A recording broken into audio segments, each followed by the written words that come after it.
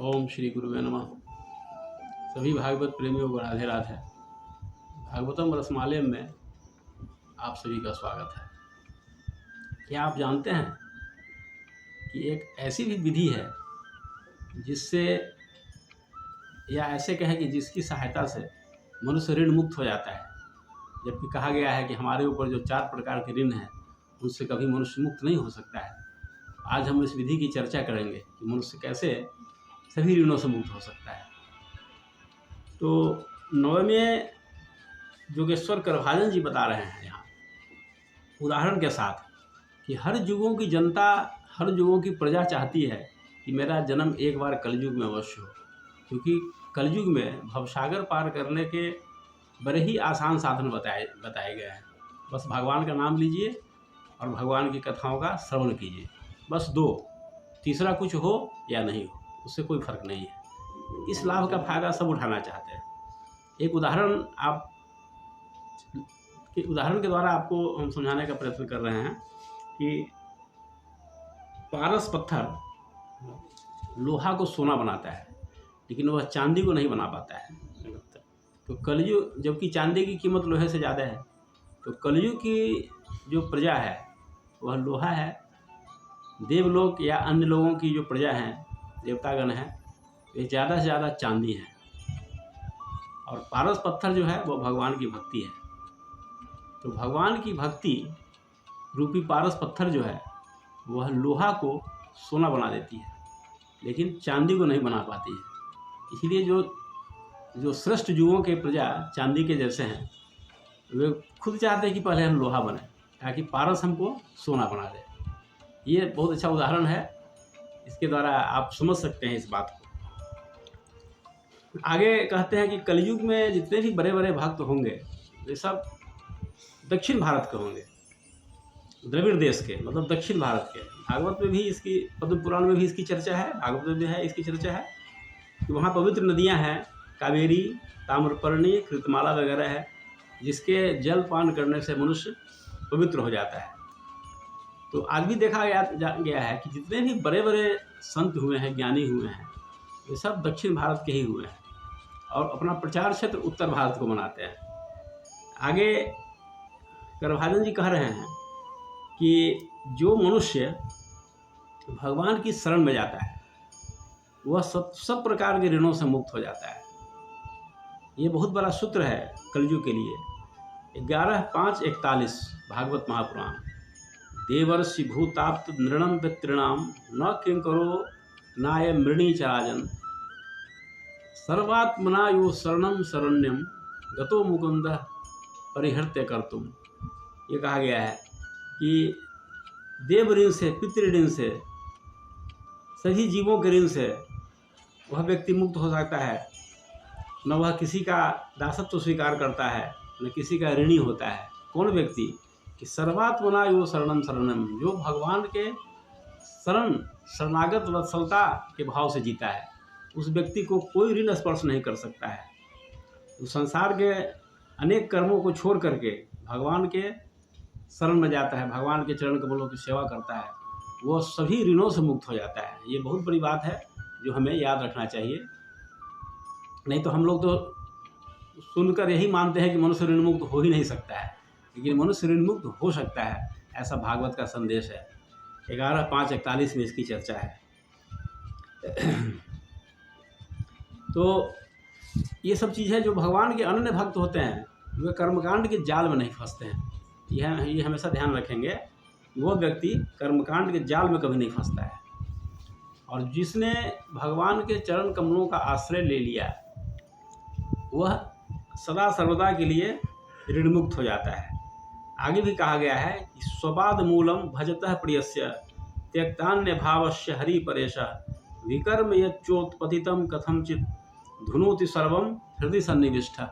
जो व्यक्ति भगवान के चरण कमलों का आश्रय लेकर भगवान का भजन करता है और मन में किसी तरह का कोई भाव नहीं रखता है, तो उसको इसका क्या फल मिलता है कि उससे कोई पाप होता ही नहीं है। किसी प्रकार के वह पाप कर्म में लिप्त नहीं हो सकता है। और अगर कभी ऐसा हो भी गया तो भगवान उसके हृदय में प्रवेश करके उसकी सफाई कर देते हैं। अब इससे बड़ी बात क्या होगी? तो भगवान के चरण कमलों का आश्रय लेकर जिंदगी जीना, उनका भजन करना और संसार के जाल में नहीं फंसना, ये बहुत बड़ी बात होती है। और ऐसा करने से मनुष्य का हमेशा कल्याण ही होता है। इससे बड़ी बात क्या हो सकती है कि हमसे पाप हो ही नहीं, और अगर कभी भूल चूक से हो भी जाए तो भगवान ही उसकी सफाई कर दे और हम तमाम ऋणों से मुक्त हो जाएं। तो ये तो भागवत का संदेश है जो करभाजन जी महाराज राजा निमि को कह रहे हैं, और राजा निमि के माध्यम से हम सबों के लिए यह संदेश है। ऐसा नहीं है कि राजा निमि को कह दिया, राजा निमि ने सुन लिया और बात समाप्त हो गई। नहीं, आज भी ये हमारे लिए उपदेश है।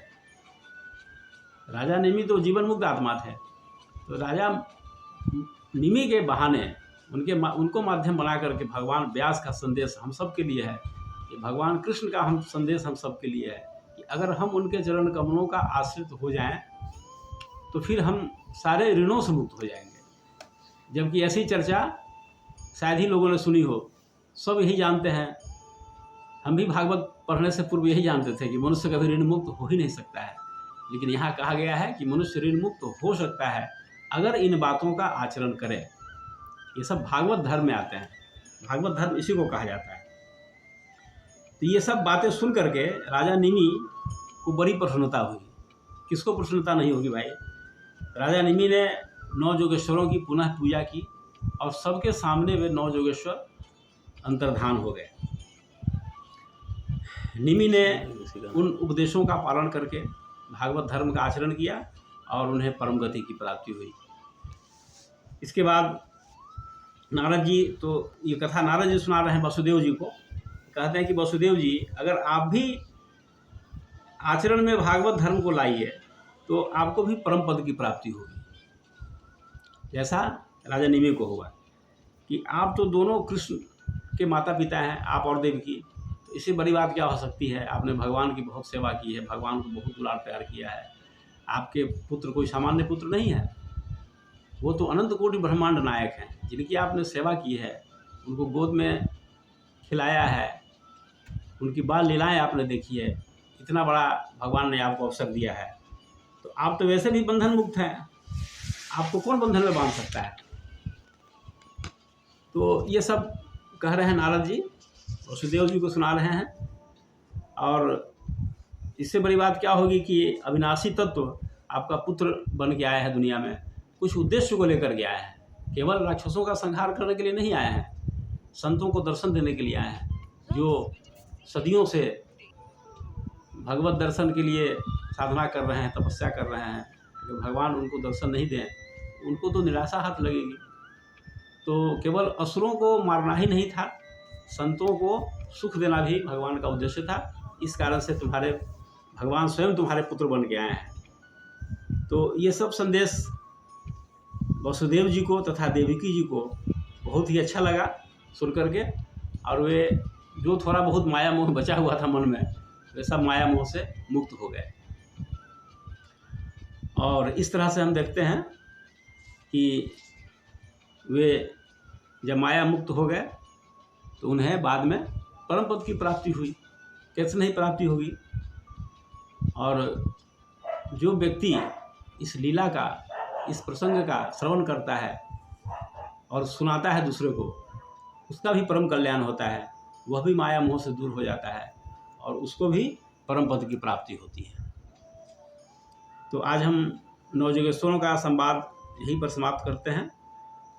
और राजा निमि को भगवत प्राप्ति की बात सुन करके वासुदेव देवकी को भी बड़ा आश्चर्य हुआ था, लेकिन वे भी जब भागवत धर्म का पालन किए, माया मोह से दूर हो गए, तो उनको भी कल्याण हुआ, परम पद की प्राप्ति हुई।